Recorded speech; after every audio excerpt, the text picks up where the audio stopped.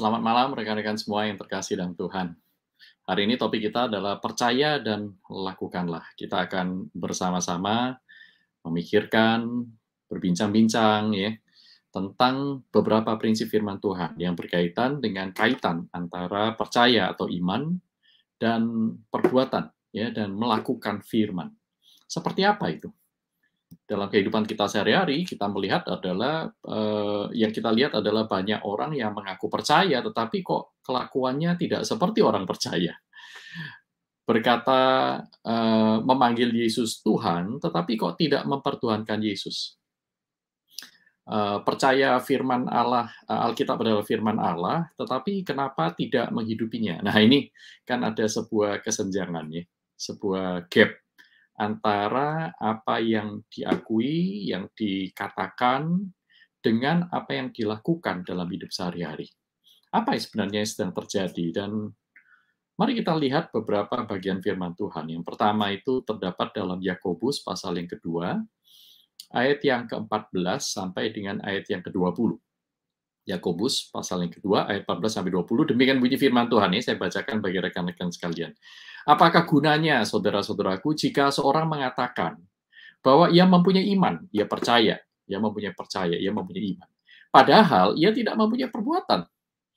Dapatkah iman itu menyelamatkan dia? Jika seorang saudara atau saudari tidak mempunyai pakaian dan kekurangan makanan sehari-hari, dan seorang di antara kamu berkata, selamat jalan, kenakanlah kain panas, dan makanlah sampai kenyang, tetapi ia tidak memberikan kepadanya apa yang perlu bagi tubuh orang itu. Apakah gunanya itu? Apakah gunanya mengaku beriman kepada Tuhan yang mengasihi manusia? Pada saat kita itu tidak mengasihi sesama manusia, tidak melakukan apa-apa, hanya ngomong aja. Ya. Nah, kemudian ayat 17 selanjutnya ya. Demikian juga halnya dengan iman, katanya. Jika iman itu tidak disertai perbuatan, maka iman itu pada hakikatnya adalah mati. Tetapi mungkin ada orang berkata, padamu ada iman dan padaku ada perbuatan. Jadi dalam pikiran Yakobus ini ada orang yang memisahkan antara iman dan perbuatan. Ya sudah, kamu beriman aja, aku berbuat saja. Ya. Maka aku akan menjawab dia, kata Yakobus.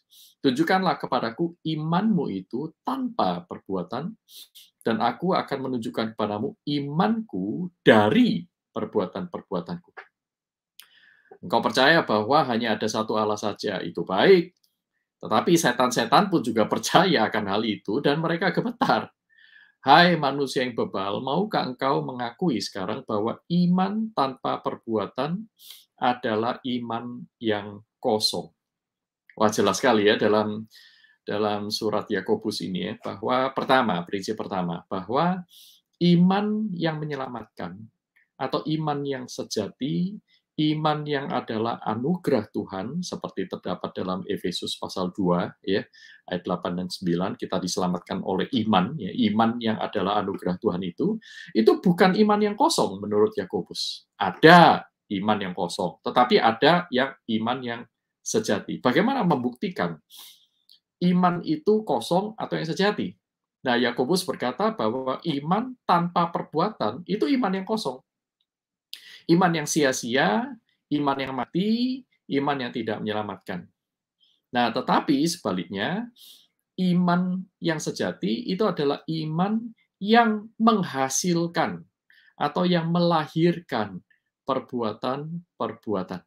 Perbuatan apa di sini? Tentu, ya, surat Yakobus juga memberikan kesadaran ya, bahwa ada orang-orang tertentu yang berusaha memisahkan antara iman dengan perbuatan. Ada padamu iman, aku berbuat ajalah karena berbuat itu lebih baik daripada beriman. Tetapi Rasul Yakobus juga berkata, Yakobus juga berkata bahwa tidak. Perbuatan yang disebut baik itu bukan perbuatan asal perbuatan, tetapi perbuatan yang lahir dari iman. Perbuatan yang merupakan akibat dari seseorang itu percaya kepada Tuhan. Inilah perbuatan yang baik itu. Ya, dalam Efesus dikatakan kita semua ini adalah ciptaan yang baru. Dan kita dicipta untuk hidup yang baru. Allah ingin supaya kita itu menghasilkan perbuatan-perbuatan. sebagai akibat dari hidup yang baru. Jadi, saudaraku, bukan hanya kita harus memisahkan, membedakan antara iman yang kosong dengan iman yang sejati, yaitu iman yang menyelamatkan, kita juga harus memisahkan antara perbuatan yang lahir dari keinginan manusia, lahir dari perasaan, dari psikologi manusia ya misalnya, tanpa ada campur tangan Allah, dan iman yang lahir dari perbuatan yang lahir dari iman. Nah, dari mana kita lihat ini? Coba kita mundur lagi ke kitab Matius ya.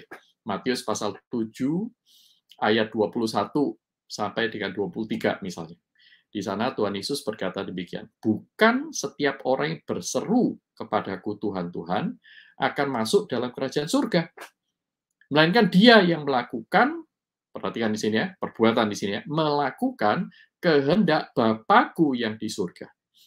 Pada hari terakhir, banyak orang akan berseru kepadaku, kata Tuhan Yesus, Tuhan, Tuhan, bukankah kami bernubuat demi namamu dan mengusir setan demi namamu dan mengadakan banyak mujizat demi namamu juga? Nah, pada waktu itulah Tuhan Yesus akan berterus terang kepada mereka dan berkata, aku tidak pernah mengenal kamu. Hanyalah daripadaku kamu sekalian pembuat kejahatan. Bayangkan, saudaraku. Menyebut Yesus Tuhan itu bukan tanda seseorang itu pasti melakukan perbuatan berdasarkan iman. Nah, jadi perbuatan seperti apa ini yang berdasarkan iman? Dikatakan di sini ada dua hal penting dalam Matius pasal 7 itu ya. Pertama adalah melakukan kehendak Bapa. Melakukan kehendak Bapa. Yang kedua, itu lahir dari pengenalan akan Allah yang benar oleh Yesus Kristus. Ya, Tuhan Yesus berkata, "Aku tidak pernah mengenal kamu." Nah, kata mengenal yang dipakai di sini ini adalah kata egno. Kata egno ini berbeda dengan kata eido. Ya, ada egno dan eido. Mengenal, mengetahui, ya. Kalau dalam bahasa Indonesia seolah-olah mirip ya, tetapi dalam bahasa Yunani itu berbeda, Saudara. Kalau eido itu artinya mengenal lewat indera, ya. Mengenal lewat pengalaman. Misalnya, pernah nggak kamu makan bakso jawir? Atau pernah nggak kamu makan sate rusa? Begitu ya. Pernah nggak? Kamu tahu nggak rasanya bagaimana? Aku tahu. Nah, kata aku tahu ini menggunakan eido. Artinya apa? Tahu karena pernah mengalami. Tahu karena lewat indera. Nah, tetapi egno ini berbeda. Egno ini artinya pengenalan atau pengetahuan yang sifatnya itu relasional. Karena seseorang mempunyai hubungan secara pribadi. Nah, itu egno. Nah, tentu di sini tidak bisa kita katakan, oh Tuhan Yesus itu tidak eido kita. Tuhan Yesus tidak tahu kita. Ah, ini jelas salah. Ya. Karena apa? Karena Tuhan itu maha tahu. Ya. Nah, yang dimaksud dengan Tuhan Yesus, aku tidak pernah mengenal kamu, bukan artinya Tuhan Yesus tidak tahu namanya siapa, orang ini melakukan apa, bukan. Tetapi yang dimaksud Tuhan Yesus adalah, kamu tidak punya relasi dengan aku tidak punya relasi dengan kamu. Artinya apa? Ini bukan orang beriman, sekalipun terlihat oleh manusia yang lain sebagai orang yang beragama. Dia bisa bernubuat, mengusir setan, mengadakan banyak mujizat, ya kan?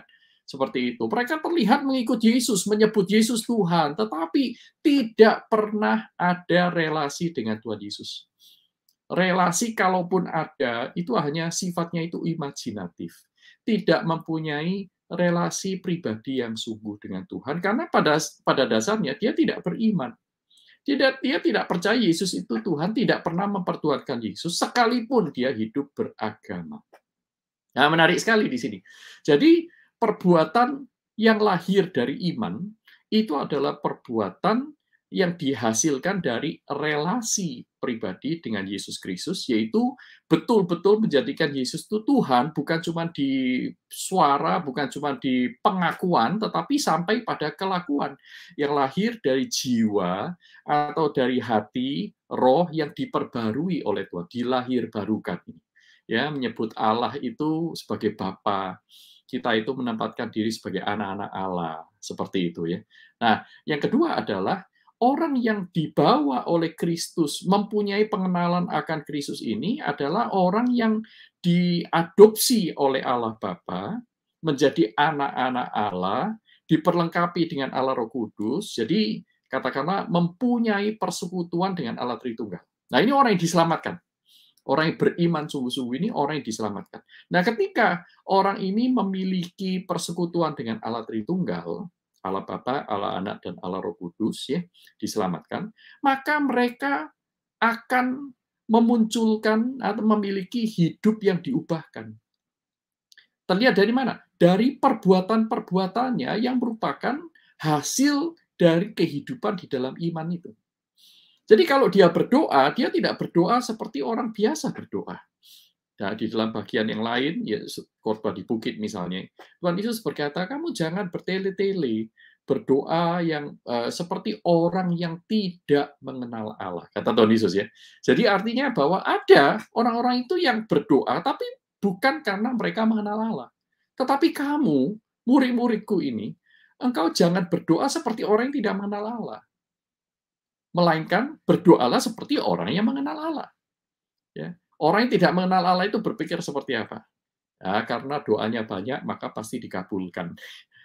Nah, tidak seperti itu. Orang yang mengenal Allah itu justru tidak menggunakan kata-kata yang bertele-tele, seolah-olah Allah itu bisa dipersuade, bisa dibujuk dengan keindahan maupun panjangnya doa yang dinaikkan.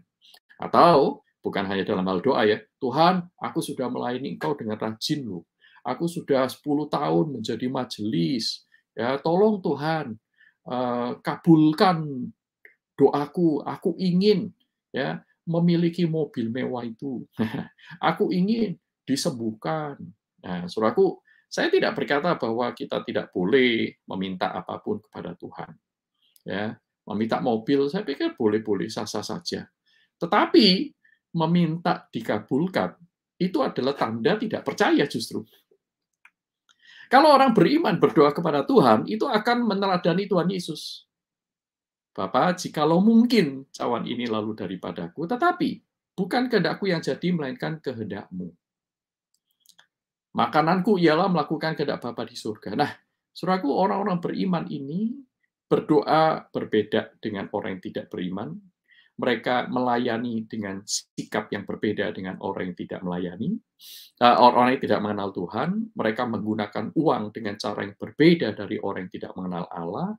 Mereka menggunakan waktu senggangnya, mereka menggunakan akal pikirannya, mereka merencanakan segala sesuatu berbeda dari orang yang tidak mengenal Allah. Karena apa? Allah ada di dalam dirinya. Dia ada di dalam Allah.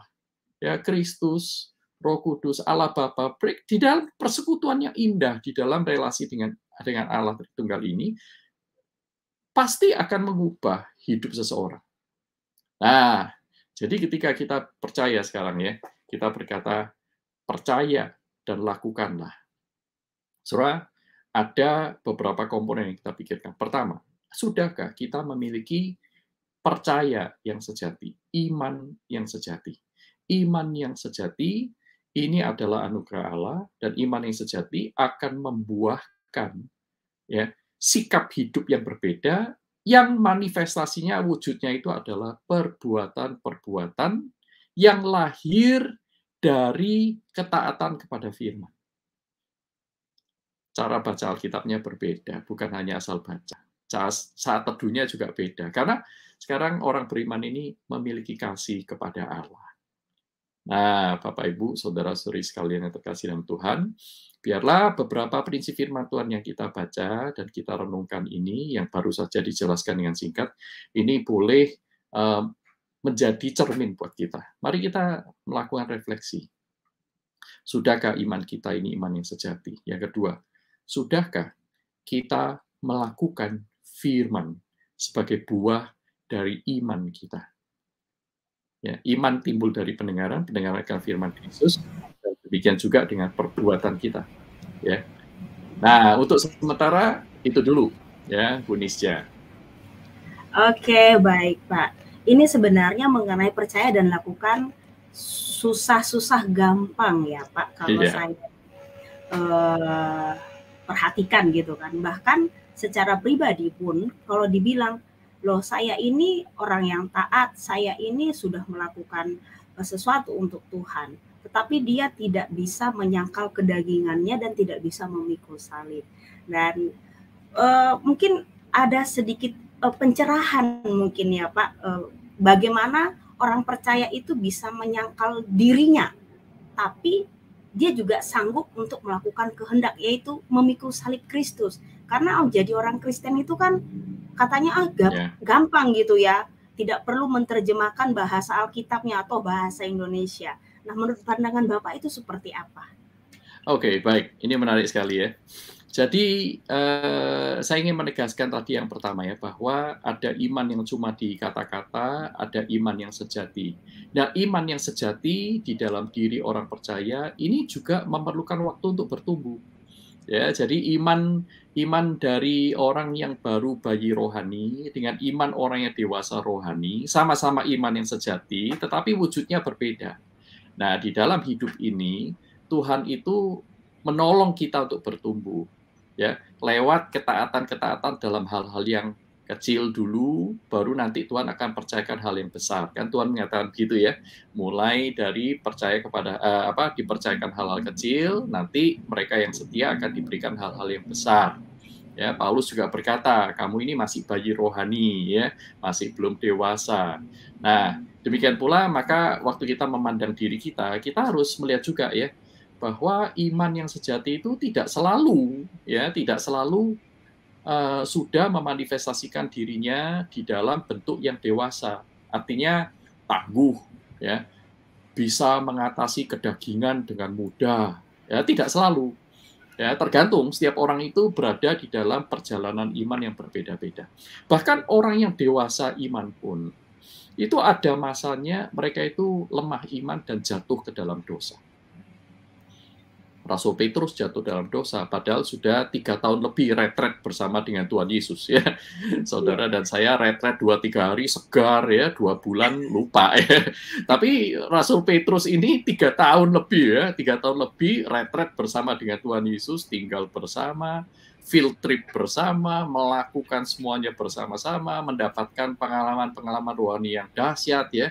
Melihat Tuhan Yesus mengalami transfigurasi, berjalan di atas air, melihat bagaimana roti itu digandakan, tapi toh masih menyangkal Yesus, dan bersama dengan murid-murid yang lain, itu mengikuti nafsu kedagingan, dan mereka berdebat, siapa di antara kita yang paling besar, ya, seperti itu. Padahal mereka ini rasul-rasul, ya, rasul-rasul.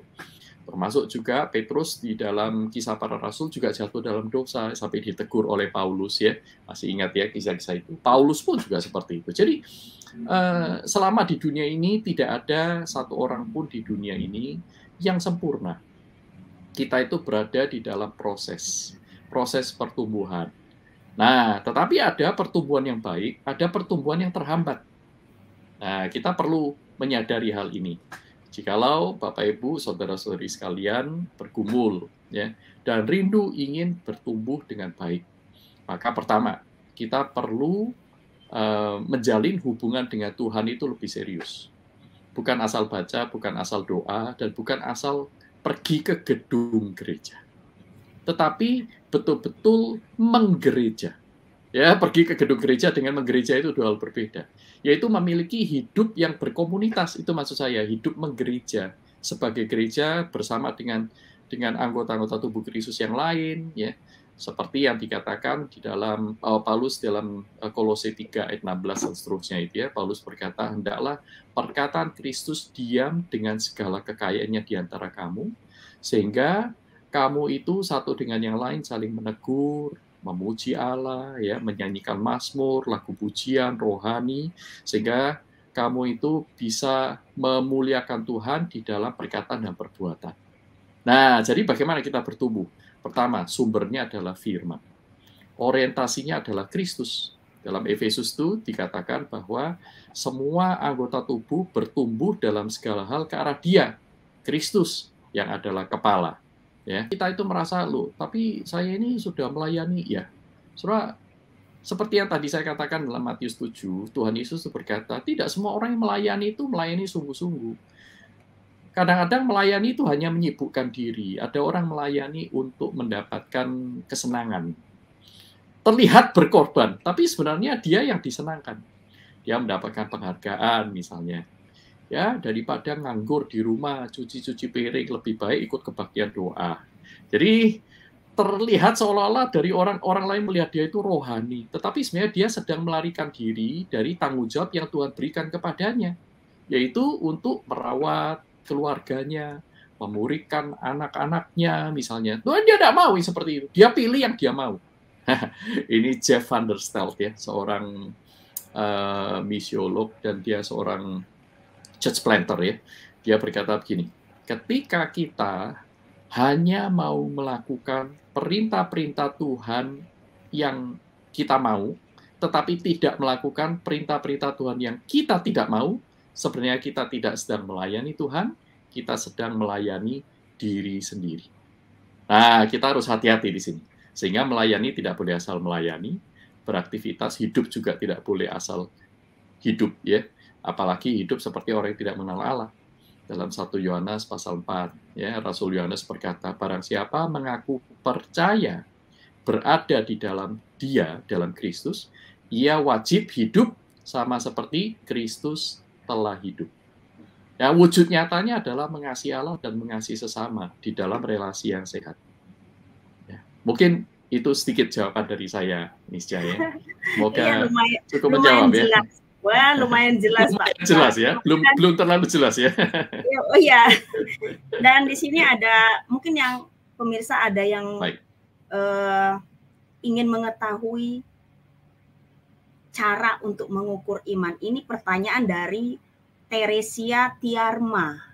Ya, mungkin dia penasaran, Pak. Iman itu bisa diukur atau tidak, gitu. Oke. Menarik ya. Well, di satu sisi ya, di Alkitab itu dikatakan ada orang yang bayi rohani, ada orang yang dewasa rohani, ada orang yang masih bisanya itu minum susu, makanan lunak, ada orang yang dikatakan oleh Paulus itu sudah bisa makan makanan keras ya. Nah, jadi tampaknya memang iman itu mengalami perjalanan dan ada pasang surut. Ya, ada orang yang dewasa iman, ada orang yang masih anak-anak imannya ya. Tetapi pertanyaan berikutnya adalah apakah kita itu bisa mengukur? Nah, masalahnya iman itu sangat berkaitan dengan relasi seseorang dengan Tuhan. Nah, relasi seseorang dengan Tuhan itu kan terdapat di dalam batin manusia. Ya, kalau berada dalam batin manusia, maka sebenarnya kita tidak mempunyai alat ukur untuk mengukur batin. Nah, tetapi apakah betul-betul kita itu clueless ya, tidak punya petunjuk sama sekali? Enggak juga ya, bisa diukur sekalipun hasilnya tidak bisa terlalu definitif, tidak bisa terlalu dipastikan. Yaitu kita mengukurnya lewat apa? Mengukur lewat apa yang tampak dalam hidup sehari-hari. Ya, apa yang tampak dalam hidup sehari-hari. Nah, apa yang tampak dalam hidup sehari-hari ini kan multitafsir ya, multitafsir. Seperti tadi saya katakan, Tuhan Yesus saja ya, mengatakan bahwa ada orang yang mengusir setan, melakukan mujizat, ya, melakukan pelayanan, menyebut Yesus Tuhan, tapi itu justru bukan orang Kristen, bukan orang yang beriman percaya. Nah, lalu bagaimana? Bagaimana kita bisa mengukur orang lain ya? Jadi, saudaraku, bagi saya secara pribadi ya, alat ukur itu mungkin berguna bagi diri kita pribadi. Kalaupun ada alat ukur itu akan berguna untuk kita pribadi, tetapi tidak dianjurkan untuk menghakimi orang lain. Nah, kalau sekarang, oke, saya mau mengukur diri saya. Nah, ini ada beberapa alat ukur. Ada beberapa yang cukup terkenal, misalnya Stages of Faith, ya, Stages of Faith-nya James Fowler, ya, yang sering disebut oleh Pendeta Yakobus Susabda. Ada juga banyak alat ukur yang lain. Stages of Faith ini memberikan ada 6 level gitu ya. Level pertama itu disebut sebagai intuitive projective faith ya. Ini berarti level anak-anak.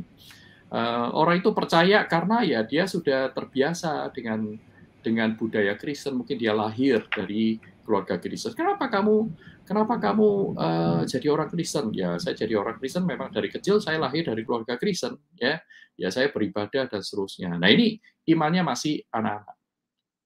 Nah, kalau sudah naik level berikutnya, itu dalam mythic literal faith ya, dia sudah mulai berpikir konkret ya. Kenapa kamu percaya kamu jadi orang Kristen? Karena ya saya mau masuk surga.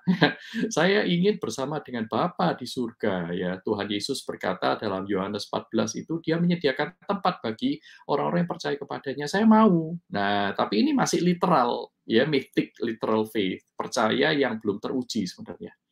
Dia jadi Kristen.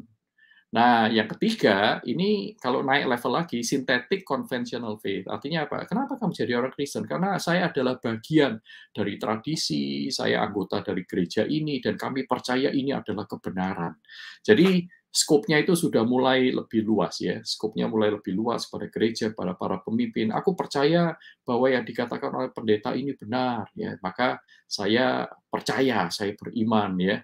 Nah, kemudian nanti kalau naik lagi, stage 4 ya, level 4 itu individual reflective faith. Dia mulai bukan hanya apa kata orang tentang Alkitab, tetapi dia mulai melakukan refleksi yang personal pribadi.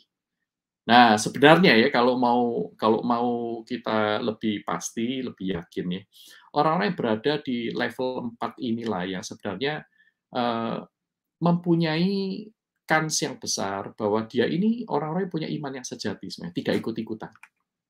Karena imannya itu sekarang personal. Kenapa kamu percaya kamu menjadi orang Kristen? Karena aku percaya kepada Tuhan, aku mengenal Dia secara pribadi.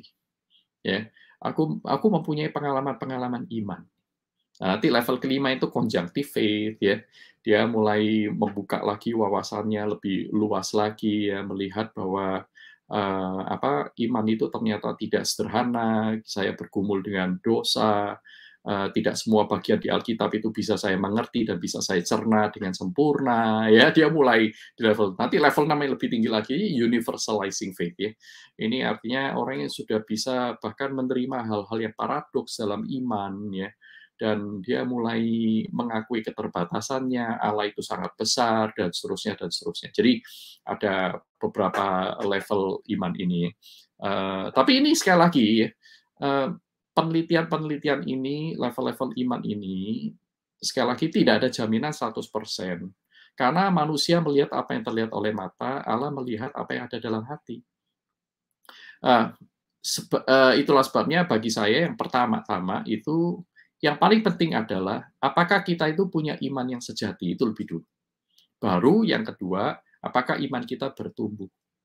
Dari mana pertumbuhnya? Yang sederhana ya, kalau kita, wah, Pak, 6 level terlalu berat ya, terlalu susah, ngapalinnya aja susah gitu ya.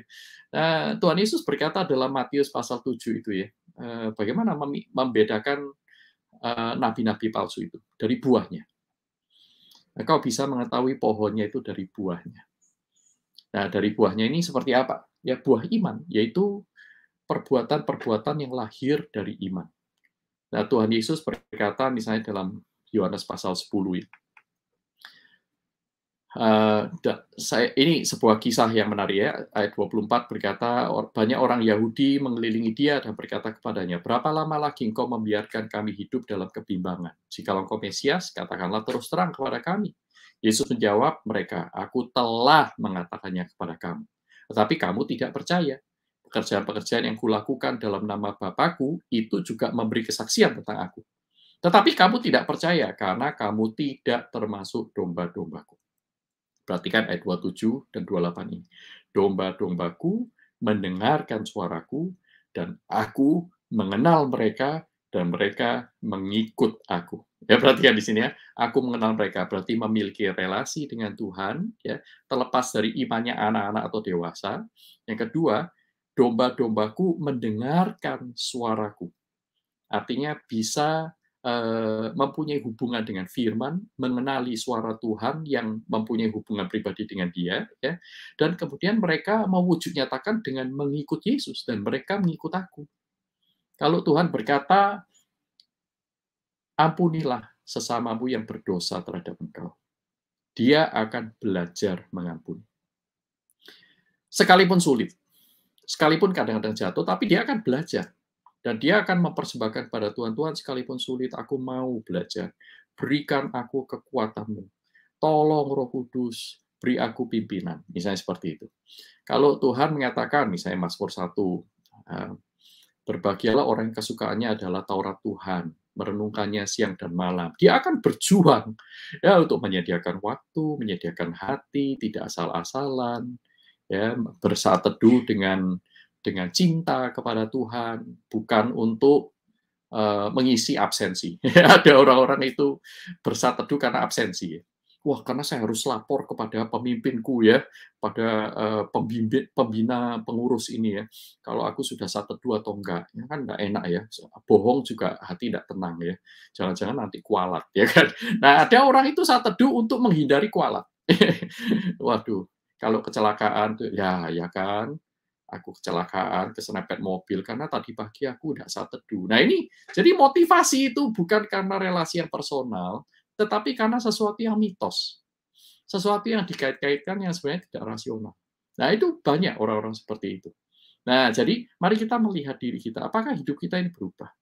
Kalau Tuhan berkata, apapun yang kamu lakukan, lakukan dengan segenap hatimu seperti untuk Tuhan. Ya. Nah, mulai dari apa? Lakukan apa? Segala sesuatu. Oke. Kalau bekerja bagaimana? Oke. Sekarang bekerja jangan untuk uang. Bekerja untuk menjadi berkat bagi sesama. Sikapnya bagaimana? Sikapnya berarti rajin. Ya, bertanggung jawab. Kalau tidak dihargai bagaimana? Loh, kita bekerja untuk Tuhan kok mintanya penghargaan manusia. Nah, kalau kita bersandarkan bekerja untuk penghargaan manusia, ketika penghargaan manusia tidak kita dapat, performa kita menurun. Nah, ini berarti kita tidak untuk Tuhan.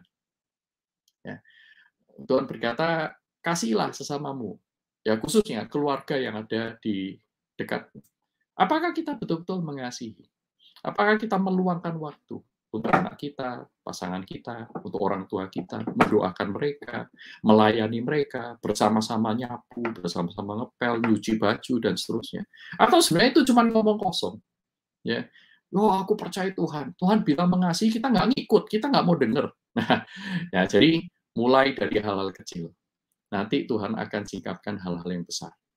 Saya itu membayangkan begini nih, saya. Kalau misalnya setiap khotbah minggu itu dilakukan, bukan hanya didengar atau dihafal. Berarti paling enggak 1 tahun ada 52 perubahan hidup yang akan dialami oleh anak-anak Tuhan, murid-murid Yesus yang sejati. 52 perubahan itu dahsyat tuh. Luar biasa itu. Orang akan melihat, kok kamu berubah sekarang? Kok kamu berbeda dari dulu? Kok sekarang kamu tidak ngomong kotor? Kok sekarang kamu sopan? Kok sekarang kamu penuh dengan belas kasihan kepada orang-orang miskin? Mestinya kan itu yang terjadi. Itu namanya kita bertumbuh. Tetapi, kalau dari 10 tahun yang lalu sampai sekarang, kita tidak merasa ada perubahan yang signifikan di perasaan kita kepada Tuhan, perasaan kita kepada sesama, pikiran kita kepada Tuhan, pikiran kepada sesama itu kualitasnya tidak berubah. Nah, saudara dan saya mungkin ini saatnya untuk kembali menempatkan diri sebagai murid Kristus. Mendengarkan Sang Guru, percaya kepadanya, dan mengikut Dia. Itu aja dari saya, Misya. Baik Pak, ini sangat menarik sekali, namun melihat waktu kita terus berjalan menuju malam, mungkin itu merupakan tadi pertanyaan terakhir dari Kak Teresia. Kak Teresia, udah dijawab ya, begitu panjang dan detail, nanti Kak Teresia coba ulas kembali. Dan mungkin di akhir ini boleh Bapak berikan kesimpulan dengan pembahasan kita malam hari ini, nanti Bapak tutup kita di dalam doa. Saudara, orang yang mengenal Allah akan jatuh cinta kepadanya, akan mengasihi Allah. Dan orang yang mengasihi Allah akan percaya kepada Allah yang mengasihinya. Sehingga orang yang percaya ini, mereka akan melakukan apa yang Tuhan perintahkan. Karena apa? Karena yang Tuhan perintahkan adalah hal-hal yang baik. Untuk kebaikan kita, bukan untuk mencelakakan kita, bukan untuk membuat kita hidup lebih sulit. Nah, orang yang percaya kepada Tuhan akan melakukan firman. Nah, orang yang melakukan firman akan mengalami perubahan dan pertumbuhan iman dalam hidupnya. Orang-orang inilah yang suatu saat akan Tuhan pakai untuk menggoncangkan dunia, untuk mengasihi sesama di sekitarnya, untuk menjadi garam di tengah kehambaran hidup ini, untuk menjadi terang di tengah dunia yang gelap. Pertanyaannya sekarang adalah, apakah saudara puas dengan hidup Anda? Tuhan menawarkan kehidupan yang bernilai kekal, yang akan menjadi garam dan terang dunia. Kalau Anda tidak puas, Anda mau hari ini digerakkan oleh Tuhan untuk mengalami perubahan, mari mulai dengan baby steps.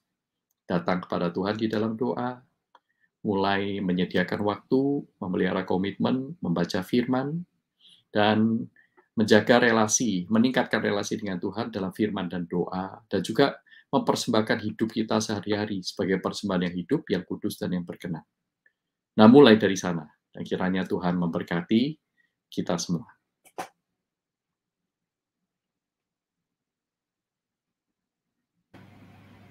Bapak tutup kita di dalam doa untuk Baik. malam hari ini. Mari kita akan bersama-sama menghadap Tuhan dan berdoa. Tuhan, kami bersyukur karena Engkau adalah Allah yang mengasihi kami. Allah yang ingin supaya kami tidak hidup di dalam kefanaan, tetapi memiliki hidup kekal, yaitu ketika kami percaya kepada Tuhan Yesus Kristus. Nah, percaya kepada Tuhan Yesus Kristus, kami menerima kasih, dan dari kasih yang Kau berikan kepada kami, barulah kami bisa mengasihi Engkau dan mengasihi sesama. Tolong kami untuk terus bertumbuh di dalam iman dan di dalam perbuatan.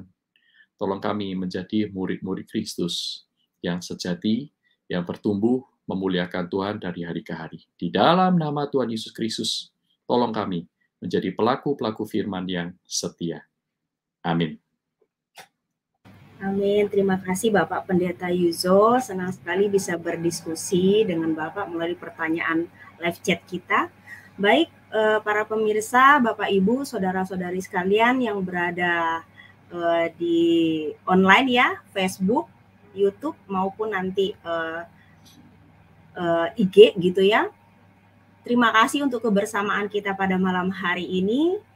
Bara Digital Ministry selalu live setiap hari, tentunya jam 7 malam dengan topik dan tema-tema yang menarik dengan para pembicara yang luar biasa yang diberkati Tuhan. Dan sampai jumpa untuk topik-topik berikutnya bersama saya, Miss Jamendrova. Shalom. Shalom.